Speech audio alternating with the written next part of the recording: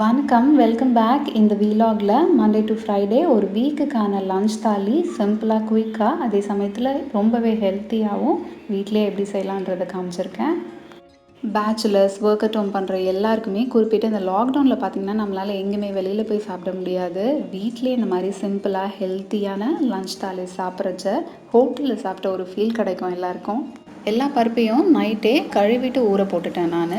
இப்போ ஜஸ்ட் ஒரு வாட்டி டேப் வாட்டரில் அலம்பிட்டு ப்ரெஷர் குக் பண்ணிடுவேன். இந்த சுண்டல் குழம்பு பண்ணுறதுக்கு ஆல்மோஸ்ட் எல்லா பயிர் வகைகளுமே ஊற போட்டிருக்கேன். ராஜ்மா, கருப்பு பயிறு, வெள்ளை சுண்டல், காராமணி பயிறு, பச்சை பயிறு, கொள்ளு கூட கொஞ்சமாக ஆட் பண்ணியிருக்கேன். டபுள் பீன்ஸ் கூட சேர்த்துருக்கேன். நீங்கள் உங்கள்கிட்ட என்ன பயிர் இருக்கோ அதை சேர்த்து பண்ணலாம் இந்த குழம்பு. எல்லா பயிர் வகைகளுமே 1/4 கப் அளவுக்கு ஊற போட்டிருக்கேன் நான். கொள்ளு மட்டும் 2-3 டேபிள் ஸ்பூன் மட்டும்தான் ஆட் பண்ணியிருக்கேன். கொள்ளு வந்து பாடியில் ரொம்ப ஹீட் ஃபார்ம் பண்ணுன்றதால அதிகமாக சேர்க்க தேவையில்லை. இந்த குழம்பு பண்ணுறதுக்கு இந்த எல்லா பயிர்லேருந்தும் கொஞ்சம் கொஞ்சமாக நான் ஒரு கப் வர அளவுக்கு எடுத்துப்பேன். மீதி எல்லாத்தையுமே ஸ்ப்ரவுட் பண்ண போகிறேன் நான். இப்போ இந்த பயிர் எல்லாத்தையுமே குக்கரில் சேர்த்துட்டு தேவையான அளவு உப்பு கொஞ்சமாக சேர்த்துட்டு தண்ணி வந்து நீங்கள் 2-3 கப் அளவுக்கு கூட சேர்த்துக்கலாம். அந்த தண்ணியை நம்ம வேஸ்ட் பண்ண போகிறதில்ல, அதே குழம்புக்கு ஆட் பண்ணிடலாம். இப்போ இந்த பயிர் எல்லாத்தையுமே ப்ரெஷர் குக் பண்ணிக்க போகிறேன். 2 விசில் வர வரைக்கும் நம்ம ப்ரெஷர் குக் பண்ணிக்கலாம். அந்த எந்த பயிறுமே பார்த்திங்கன்னா குழையவும் குழையாது, கரெக்டாக வெந்திருக்கும். ப்ரெஷர் தானே ரிலீஸ் ஆகட்டும், அதுக்கப்புறமா திறக்கலாம். இது வேகிற நேரத்துக்குள்ளே இந்த குழம்புக்கு தேவையான வெங்காயம், தக்காளி, பூண்டு இது எல்லாத்தையுமே கட் பண்ணி எடுத்து வச்சுக்க போகிறேன். வெங்காயம் ஒரு மீடியம் சைஸ் வெங்காயமும் கொஞ்சமாக சின்ன வெங்காயம் சேர்த்துக்க போகிறேன் நான்.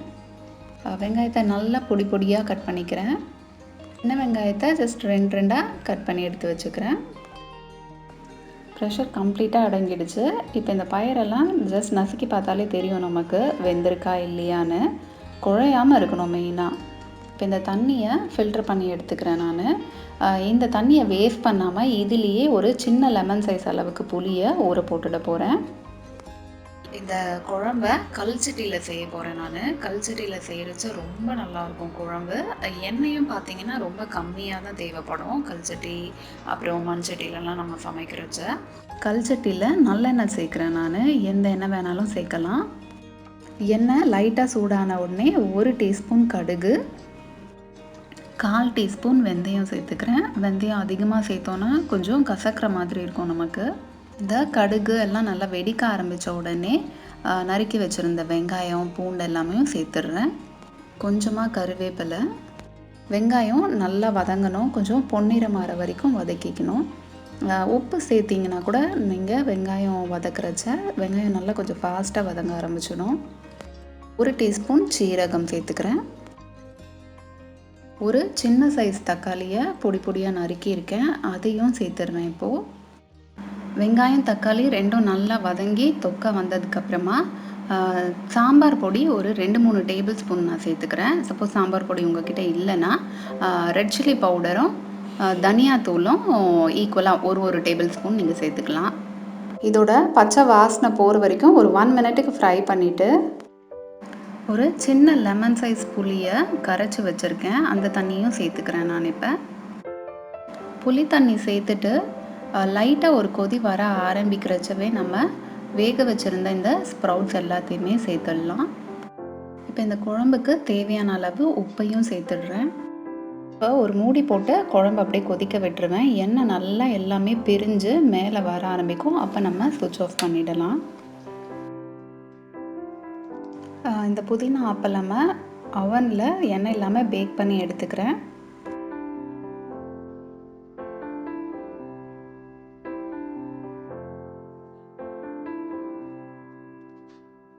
அடுத்து இந்த வெண்டைக்காய் மசாலா ஃப்ரையை பண்ணி எடுத்துடலாம்.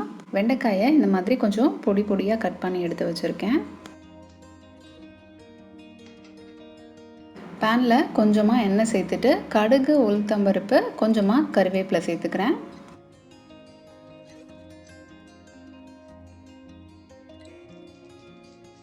கடுகு நல்லா வெடிக்க ஆரம்பித்த உடனே இந்த வெண்டைக்காயும் சேர்த்துடுறேன். 1/2 டீஸ்பூன் மஞ்சத்தூளும் தேவையான அளவு உப்பு கொஞ்சமாக சேர்த்துட்டு நல்லா கலந்து விட்டுடணும். மூடி போட்டுட்டு சிம்மில் வச்சுட்டோன்னா வெண்டைக்காய் வந்து டக்குன்னு குயிக்காக வெந்துடும். வெண்டைக்காய் வந்து 5 to 7 மினிட்ஸ் தான் நம்ம வந்து அது குக்கிங் டைமே அதுக்கு மேலே நம்ம அதை ரொம்ப வதக்கிட்டே இருந்தோம்னாக்கா அதில் இருக்கிற நியூட்ரியன்ஸ் எல்லாம் போயிடும். உப்பு சேர்த்துட்டு நம்ம மூடி போட்டதுலேயே பார்த்தீங்கன்னா அந்த வெண்டைக்காய் நல்லா வதங்கிடும். அரிசி மாவு 1 இல்லைன்னா 2 டீஸ்பூனுக்கு சேர்த்துக்கலாம். கரம் மசாலா கொஞ்சமாக. அரிசி மாவு சேர்க்குறச்ச இந்த வெண்டைக்காய் பார்த்திங்கன்னா நல்லா கிறிஸ்பியாக வரும் நமக்கு. ஃபைனலாக காரத்துக்காக ரெட் சில்லி பவுடர் இல்லைன்னா சாம்பார் பொடி 1லேருந்து 2 டீஸ்பூன் வரைக்கும் சேர்த்துக்கலாம். நல்லா கலந்து விட்டுட்டு இறக்கிடுங்க. மிக்சியில் கொஞ்சமாக தேங்காய் சேர்த்துக்கிறேன். தனியா, 1/2 டேபிள் ஸ்பூன் சீரகம், 1 டேபிள் ஸ்பூன் ஃபுல்லாக துவரம் பருப்பு, 1/2 டேபிள் ஸ்பூன் பச்சரிசி, ஒரு சின்ன பீஸ் இஞ்சி. அதுக்காக ஒரே ஒரு பச்சை மிளகாவை உடச்சி போட்டுக்கிறேன். கொஞ்சமாக தண்ணி சேர்த்துட்டு இதை ஒரு 1/2 ஹவருக்கு ஊற வச்சிடணும். சௌச்சவை இந்த மாதிரி கட் பண்ணி எடுத்திருக்கேன். இதை பேனில் தண்ணி சேர்த்துட்டு கொஞ்சமாக உப்பு மஞ்சத்தூள் சேர்த்துட்டு நல்லா பாயில் பண்ணி எடுத்துக்கணும். ஃபோக்கில் குத்தி பார்த்தாலே தெரிஞ்சிடும் இது நல்லா வெந்திருக்கு. ஸ்விட்ச் ஆஃப் பண்ணிவிட்டு ஃபில்டர் பண்ணி எடுத்துகிட்டு இந்த தண்ணியை வேஸ்ட் பண்ணாமல் குழம்புல சேர்த்துக்கலாம் நம்ம. இப்போ இது எல்லாமே நல்லா ஊறிடுச்சு. இதை நல்லா ஃபைன் பேஸ்ட்டாக அரைச்சி எடுத்துக்க போகிறேன். இப்போ இந்த பேஸ்ட்டை சௌச்சவோட பேனில் சேர்த்துட்டு அதோட பச்சை வாசனை போகிற வரைக்கும் ஒரு 5 நிமிஷத்துக்கு நல்லா வதக்கிக்கணும் நம்ம.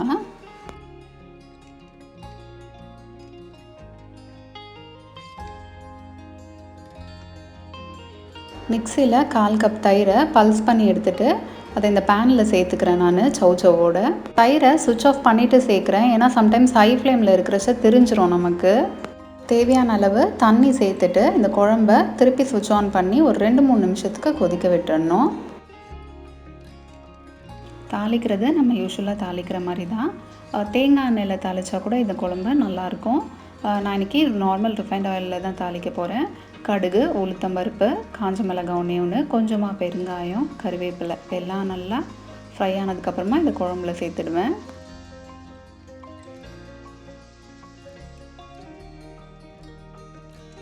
கருணக்கிழங்கு ஃப்ரைக்கு கருணக்கிழங்கு இந்த மாதிரி க்யூப்ஸாக கட் பண்ணி எடுத்திருக்கேன். கொஞ்சமாக உப்பும் மஞ்சத்தூளும் தண்ணி தேவையான அளவு சேர்த்துட்டு இது முதல்ல ஒரு வாட்டி பாயில் பண்ணி எடுத்துக்க போகிறேன். மூடி போட்டுட்டு நல்லா இது ஒரு கொதி வர வரைக்கும் நல்லா பாயில் பண்ணிடணும். ஆல்மோஸ்ட் இந்த கருணக்கிழங்கு வெந்துடும் நமக்கு. அப்புறமா இந்த ஃபில்டர் பண்ணி இந்த தண்ணியை எடுத்துகிட்டு ஃப்ரை பண்ணோன்னா கருணக்கிழங்கு நல்லா க்ரன்ச்சியாகவும் இருக்கும், சாப்பிட்றதுக்கு சாஃப்டாகவும் இருக்கும். பேனில் கொஞ்சமாக எண்ணெய் சேர்த்துக்கிறேன். வேக வச்சு எடுத்து வச்சுருந்த கருணக்கிழங்கையும் சேர்த்துட்றேன். கொஞ்சமாக புளி தண்ணி சேர்த்துக்கிறேன் நான். நமக்கு இந்த கிழங்கு வகைகள்லாம் சாப்பிட்றச்ச சில பேருக்கு பார்த்திங்கன்னா நாக்கில் எச்சிங் இருக்கும். புளி தண்ணி சேர்க்குறச்ச நமக்கு அது கம்ப்ளீட்டாக இருக்காது. சிம்மில் வச்சுட்டு இதை ஃபுல்லாக குக் ஆகிற வரைக்கும் நல்லா ஃப்ரை பண்ணிடணும்.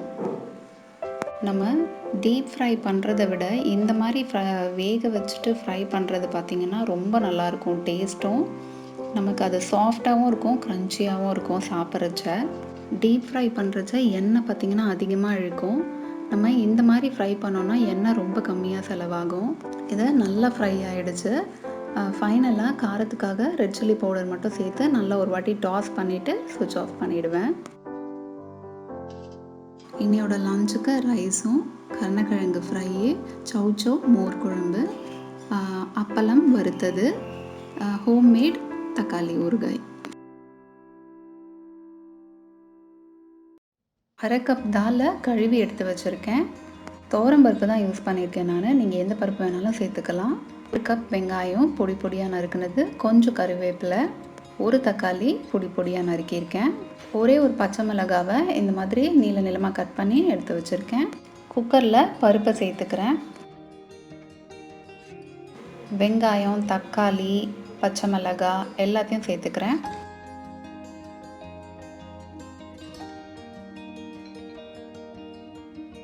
இது கூடவே 1/4 டீஸ்பூன் மஞ்சத்தூள் சேர்த்துக்கிறேன். ஸ்ப்ரவுட்ஸ் இந்த மாதிரி கிளாஸ் கண்டெய்னரில் டிஷ்யூ போட்டுட்டு ரெஃப்ரிஜரேட் பண்ணி வச்சுருக்கேன். 2 வாரம் ஆனாலும் இது அப்படியே இருக்கும் நமக்கு. எனக்கு தேவையான அளவு இந்த ஸ்ப்ரவுட்ஸை நான் இந்த பருப்போடு சேர்த்துக்கிறேன். இது கூடவே தேவையான அளவு உப்பும் சேர்த்துக்கிறேன். தண்ணி 1 சொம்பு தண்ணி சேர்த்துக்கிறேன் நான். நீங்கள் பருப்பு எவ்வளோ வேகிறதுக்கு யூஸ் பண்ணுவீங்களோ அதை விட ஒரு 1/2 கப் அதிகமாக சேர்த்துக்கோங்க, இந்த பயறுங்களாமும் வேகணுன்றதுக்காக. குக்கரில் ஒரே ஒரு விசில் வச்சு எடுத்துடணும். நம்ம எல்லாமே வெந்துடும், பருப்பு அந்த பயறுங்க எல்லாமே கம்ப்ளீட்டாக. என்னோடய பருப்பு ஒரு விசில்லே பார்த்திங்கன்னா நல்லா வெந்துடும். ஒரு சில பருப்புங்கள்லாம் பார்த்திங்கன்னா நமக்கு குயிக்காக வேகாது. அந்த மாதிரி இருந்ததுன்னா நீங்கள் தனியாக வேக வச்சுக்கோங்க பருப்பை. அதுக்கப்புறமா பயறு சேர்த்துட்டு நீங்கள் ஒரு விசில் வச்சு எடுத்துடலாம். கேரட் பொரியலுக்கு ஃபுட் ப்ராசஸரில் கட் பண்ணி எடுத்துக்கிறேன் நான். இந்த ஃபுட் ப்ராசஸர் யூஸ் பண்ணுறச்ச நல்லா டைம் சேவ் ஆகும் நமக்கு. கையில் நம்ம நறுக்கிறச்ச ரொம்ப லேட் ஆகும். இந்த பருப்பு குழம்ப தாளித்து கொட்டிடணும். தாளிக்கிறதுக்கு பேனில் நான் கடுகு எண்ணெய் சேர்த்துக்கிறேன். எண்ணெய் லைட்டாக சூட ஆரம்பிக்கிறச்சவே கடுகு, உளுத்தம்பருப்பு, 2 காஞ்ச மிளகாய், சீரகம் கொஞ்சமாக, பெருங்காயம் கொஞ்சமாக, கரம் மசாலா 1/4 டீஸ்பூன், அப்புறம் ரெட் சில்லி பவுடர் ஒரு 3 டீஸ்பூன் வரைக்கும் கூட சேர்த்துக்கலாம். காரத்துக்கு ஏற்ற மாதிரி எவ்வளோ வேணாலும் நீங்கள் சேர்த்துக்கோங்க. இது எதுவுமே கரிஞ்சிடக்கூடாது. ஸோ நல்லா சிம்மில் வச்சுட்டு பண்ணணும். நம்ம கலந்து விட்டுட்டே இருக்கணும். அதோட ரா ஸ்மெல் 1 மினிட்டுக்கு போகிறதுக்கு வரைக்கும் நீங்கள் ஸ்விட்ச் ஆஃப் பண்ணிவிட்டு பருப்பில் இதை சேர்த்துடலாம். இந்த பருப்பு குழம்ப கடுகு எண்ணெயில் நம்ம தாளிக்கிறதால நமக்கு ஹோட்டல் ஸ்டைலில் ரெஸ்டாரண்ட்ஸ்லலாம் தால் தடுக்கா சாப்பிடுவோம். கிட்டத்தட்ட அதே மாதிரி டேஸ்ட்லேயே வரும் நமக்கு. இந்த எண்ணெயோட கொஞ்சம் நெய் கூட சேர்த்து தாளிக்கிறச்சா ரொம்ப டேஸ்டியாக இருக்கும். இந்த தாளிப்பை பருப்பில் சேர்த்துட்டு ரொம்ப நேரம்லாம் கொதிக்க தேவையில்ல. நல்லா ஒரு வாட்டி கலந்து விட்டுட்டு ஃபைனலாக கொத்தமல்லி தூவி இறக்கிடலாம். அடுத்து கேரட் பொரியல் சேர்த்துக்கிறதுக்கு பேனில் எண்ணெய் சேர்த்துக்கிறேன். எண்ணெய் சூடான உடனே கொஞ்சமாக கடுகு, உளுத்தம்பருப்பு, கருவேப்பிலை கொஞ்சமாக, 2 காஞ்ச மிளகாவை கிள்ளி போட்டுக்கிறேன்.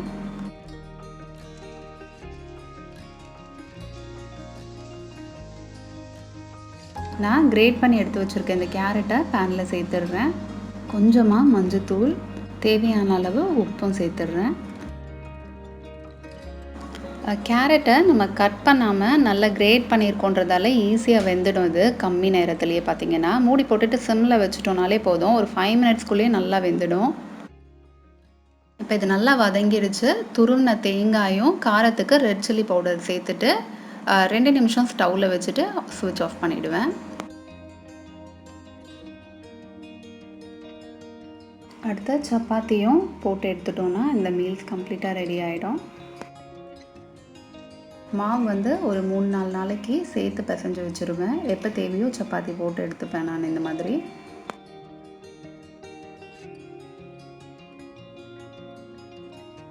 ஒரு பெரிய வெங்காயம், தக்காளி சின்ன சின்னதாக 2, கொஞ்சமாக இஞ்சி, பச்சை மிளகாய் 1, 3 பூண்டு பல், இது எல்லாத்தையுமே சும்மா ரஃப்பாக சாப் பண்ணிவிட்டு மிக்சியில் நல்லா ஸ்மூத் பேஸ்ட்டாக அரைச்சி எடுத்துக்க போகிறேன். மிக்சியில் இது கூடவே 1 டீஸ்பூன் சோம்பு சேர்த்துக்கிறேன். கொஞ்சமாக கசூரி மேத்தியும் சேர்த்துக்கிறேன். இது கொஞ்சம் ஃப்ளேவர் கொடுக்கும் இந்த கிரேவிக்கு. பேனில் 3 டேபிள் ஸ்பூன் எண்ணெய் சேர்த்துக்கிறேன். எண்ணெய் சூடானோடனே கொஞ்சமாக கடுகு, உளுத்தம்பருப்பு. கடுகு லைட்டாக பொரிய ஆரம்பித்த உடனே நம்ம அரைச்சி வச்சுருந்த பேஸ்ட் இதில் சேர்த்துட்டு நல்லா அதோட ரா ஸ்மெல் போகிற வரைக்கும் ஃப்ரை பண்ணிக்கணும். மிக்சியில் கொஞ்சமாக தண்ணி சேர்த்துட்டு அதையும் சேர்த்துக்கிறேன். இதோட பச்சை வாசனை கம்ப்ளீட்டாக போனதுக்கப்புறமா பேபி பொட்டேட்டோஸும் கொஞ்சமாக பீன்ஸும் என்கிட்ட இருந்த காயை சேர்த்துக்கிறேன். நீங்கள் எந்த காய் வேணாலும் சேர்க்கலாம். சப்பாத்தியோட இந்த கிரேவி நல்ல டேஸ்ட்டாக இருக்கும். ரசம் சாதத்துக்கெலாம் கூட தொட்டு சாப்பிட்றதுக்கு ரொம்ப நல்லாயிருக்கும். இது லைட்டாக வதங்கின உடனே கொஞ்சமாக உப்பு, தண்ணி கொஞ்சமாக சேர்த்துட்டு இந்த பீன்ஸும் பொட்டேட்டோவும் கொஞ்சம் வேகிற வரைக்கும் மூடி போட்டுட்டு சிம்மில் வச்சிடணும். காலிஃப்ளவரில் பூச்சிங்க இருக்குன்றதால உப்பு, மஞ்சத்தூள் கொஞ்சமாக சேர்த்து ஒரு 5 நிமிஷத்துக்கு கொதிக்க வச்சுட்டு ஃபில்டர் பண்ணி எடுத்திருக்கேன். 1 teaspoon red chilli powder, 1/4 teaspoon garam masala சேர்த்துக்கிறேன். ஒரு வாட்டி நல்லா கலந்து விட்டுட்டு மூடி போட்டுட்டு சிம்மில் வச்சுட்டோன்னா ஒரு 10 மினிட்ஸில் கம்ப்ளீட்டாக இந்த கிரேவி ரெடி ஆகிடும் நமக்கு. இந்த கிரேவியை கடுகெண்ணெயில் செஞ்சோன்னா இன்னும் டேஸ்டியாக இருக்கும் நமக்கு.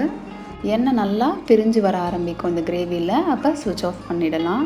1 கப் ப்ரௌன் பாஸ்மதி ரைஸை 20 நிமிஷத்துக்கு ஊற போட்டிருக்கேன் நான். பேனில் சேர்த்துக்கிறேன் அதை. இந்த ப்ரௌன் பாஸ்மதி ரைஸ்க்கு தண்ணி அளவு பார்த்திங்கன்னா 1 கப் ரைஸ் எடுத்தோன்னா அதுக்கு 2.5 கப் தண்ணி விடணும். அரிசி நல்லா கொதிக்க ஆரம்பிச்சிருக்கு. இப்போ ஒரு வாட்டி நான் கலந்து விட்டுட்டு சிம்மில் வச்சுட்டு மூடி போட்டுருவேன். இப்போ தண்ணியெல்லாம் அப்சர்வ் பண்ணி கரெக்டாக வெந்துடும் நமக்கு ஃபுல்லாக. ஃபோக்கில் அடியிலேருந்து எடுத்து காமிக்கிறேன் பாருங்கள். தண்ணி எதுவுமே அடியில் நிற்கலை, அரிசியும் நல்லா வெந்திருக்கு.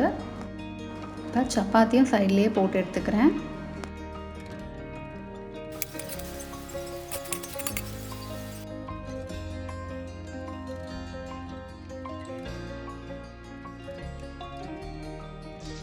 ஒன்றரை கப் பாஸ்மதி ரைஸை நல்லா கழுவிட்டு 2-3 வாட்டி இதை கொஞ்ச நேரம் ஊற வச்சுருவேன், ஒரு 15-20 மினிட்ஸ்க்கு. ஒரு சின்ன புதினா கட்டு, இஞ்சி பூண்டு தேவையான அளவு. பேஸ்ட்டாக இருந்ததுன்னா உங்ககிட்ட 2-3 டேபிள் ஸ்பூனுக்கு மேலேயே கூட சேர்த்துக்கலாம். மேக்ஸிமம் ஒரு 4 டேபிள் ஸ்பூன் வரைக்கும் நீங்கள் இஞ்சி பூண்டு விழுது சேர்த்துக்கலாம். கொஞ்சமாக கொப்பரை தேங்காய், ஒரு 2 பீஸ் இல்லைன்னா 3 பீஸ்க்கு. சப்போஸ் கொப்பரை தேங்காய் இல்லைன்னா ஃப்ரெஷ் கோகோனட்டையும் நீங்கள் சேர்த்துக்கலாம், ஒரு 3 பீஸ் அளவுக்கு. இப்போ இது எல்லாத்தையும் மிக்சியில் சேர்த்துட்டு நல்லா ஸ்மூத் பேஸ்ட்டாக அரைச்சி எடுத்துக்கணும். தண்ணி ரொம்ப சேர்க்காமல் கொஞ்சமாக சேர்த்து நல்லா அரைச்சி எடுத்துக்கோங்க. காய்ங்க கேரட், பீன்ஸ் கொஞ்சமாக, பேபி பொட்டேட்டோஸ் ஒரு 4-5 சேர்த்துக்கிறேன் நான். பாத்திரத்தில் எண்ணெய் சேர்த்துட்டு ஒரே ஒரு பட்டை, பே leaf 1, allspice leaf 1, star anise 1, 2 லவங்கம் சேர்த்துக்கிறேன். மிளகு ஒரு டீஸ்பூன் ஃபுல்லாக சேர்த்துக்கிறேன். 2 வெங்காயமை நல்லா தின் ஸ்லைசஸாக கட் பண்ணி எடுத்திருக்கேன். இப்போ இந்த வெங்காயத்தையும் சேர்த்துட்டு வெங்காயம் நல்லா பொன்னிறம் மாற வரைக்கும் வதக்கிக்கணும். தேவைப்பட்டால் கொஞ்சமாக உப்பு சேர்த்துட்டு கூட வதக்குங்க. வெங்காயம் நல்லா குயிக்காக வதங்க ஆரம்பிக்கும். 1 டீஸ்பூன் சீரகம் சேர்த்துக்கிறேன். ஒரு பெரிய சைஸ் தக்காளி ஒரு கப் அளவுக்கு நறுக்கி வச்சுருக்கேன், அதையும் சேர்த்துடுறேன். தக்காளி நல்லா ஒரு வாட்டி கலந்து விட்டுட்டு மூடி போட்டுட்டோன்னா நல்லா வதங்கிடும், தொக்கு மாதிரி ஆகிடும் நமக்கு.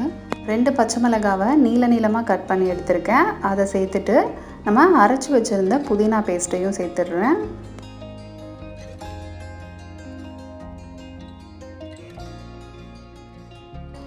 ஒரு டீஸ்பூன் ரெட் சில்லி பவுடர் சேர்த்துக்கிறேன் நான். காரத்துக்கு ஏற்ற மாதிரி உங்களுக்கு எவ்வளோ தேவைப்படுமோ நீங்கள் சேர்த்துக்கலாம். ரா ஸ்மெல் போகிற வரைக்கும் கொஞ்சம் நேரத்துக்கு வதக்கிக்கணும், ஒரு 5 மினிட்ஸ்க்கு. இப்போ எல்லா காயையும் சேர்த்துடுறேன். கொஞ்சமாக மஞ்சத்தூள் சேர்த்துக்கிறேன். எப்போவுமே மிளகு நம்ம எந்த டிஷ்ஷில் சேர்த்தாலும் மஞ்சத்தூளும் சேர்த்துக்கணும். ஃபைனலாக இந்த பிரியாணிக்கு தேவையான அளவு உப்பு எவ்வளவோ அதையும் சேர்த்துடுறேன். இப்போ இந்த காயும் இந்த பேஸ்ட்டோட ஒரு 1 மினிட்டுக்கு நல்லா ஃப்ரை பண்ணிடணும்.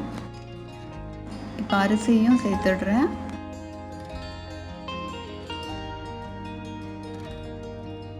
1.5 கப் ரைஸ் போட்டிருக்கேன், அதனால் டபுள் தி வாட்டர், நமக்கு 3 கப் தண்ணி சேர்த்துடணும். 1 டீஸ்பூன் கீ சேர்த்துக்கிறேன் நான். நல்ல ஃப்ளேவர் கொடுக்கும் இந்த புலாவுக்கு, இது ஆப்ஷனல் தான். குக்கர் மூடிட்டு 2 விசில் விட்டுடணும். ப்ரெஷர் வந்து நேச்சுரலாக ரிலீஸ் ஆகட்டும். 2 விசில் வந்தோடனே ஸ்விட்ச் ஆஃப் பண்ணிடுறேன். ரைத்தாவும் ரெடி பண்ணிட்டு போகிறேன். இப்போ இந்த ஆனியன் ரைத்தாவையும் ரெடி பண்ணிட்டேன். பச்சை மிளகாய், கொஞ்சம் கருவேப்பிலையும் பொடியாக நறுக்கி சேர்த்து பேனில் நமக்கு கொஞ்சமாக கீ சேர்த்துட்டு நம்மக்கிட்ட என்ன நட்ஸ் இருக்கோ அது எல்லாமே சேர்த்துக்கலாம். நான் கொஞ்சமாக முந்திரியும் திராட்சையும் மட்டும் சேர்த்துருக்கேன். சேமியா சும்மா கையளவு எடுத்து போட்டிருக்கேன், ரொம்ப போட தேவையில்லை. இந்த சேமியா கலர் சேஞ்ச் ஆகாமல் லைட்டாக ஒரு 2 மினிட்ஸுக்கு வறுத்துட்டு 1 கப் அளவுக்கு பால் சேர்த்துட்டு இந்த சேமியா அதுலேயே பாயில் ஆகிடும், நல்லா வெந்துடும் ஒரு 2 நிமிஷத்துலேயே. அதுக்கப்புறமா கொஞ்சமாக தண்ணியும் சேர்த்துக்கிறேன் நான். எந்த கன்சிஸ்டன்சியில் வேணுமோ அதுக்கேற்ற மாதிரி நீங்கள் தண்ணி சேர்க்குறது சேர்க்காதது உங்கள் விருப்பம். ஸோ நல்லா ரெடி ஆகிடுச்சு. சுவிட்ச் ஆஃப் பண்ணுறதுக்கு முன்னாடி கொஞ்சமாக இந்த மாதிரி ஜாதிக்காவை துருவி சேர்த்துக்கிறேன். இந்த ஜாதிக்காய் வந்து எந்த டெசர்ட்டில் சேர்த்தாலும் ஃப்ளேவரும் கொடுக்கும், நிறைய ஹெல்த் பெனிஃபிட்ஸும் இருக்குது இதில். கருப்பேலுக்காயை இடித்து வச்சுருக்கேன், அதையும் சேர்த்துக்கிறேன். ஃபைனலாக சேர்த்துட்டு ஸ்விட்ச் ஆஃப் பண்ணிடலாம். ஆயில் இல்லாமல் ரொட்டீஸும் போட்டு எடுத்துக்கிறேன். இந்த வீடியோ உங்கள் எல்லாருக்கும் யூஸ்ஃபுல்லாக இருந்திருக்கும்னு நம்புகிறேன். பிடிச்சிருந்தா லைக் பண்ணுங்கள். என் சேனலுக்கு சப்ஸ்கிரைப் பண்ணாமல் இருந்தீங்கன்னா சப்ஸ்கிரைப் பண்ணி பெல் ஐக்கானையும் கிளிக் பண்ணிக்கோங்க. அப்போ தான் நான் போடுற எல்லா வீடியோஸும் உங்களுக்கு நோட்டிஃபிகேஷனில் வரும்.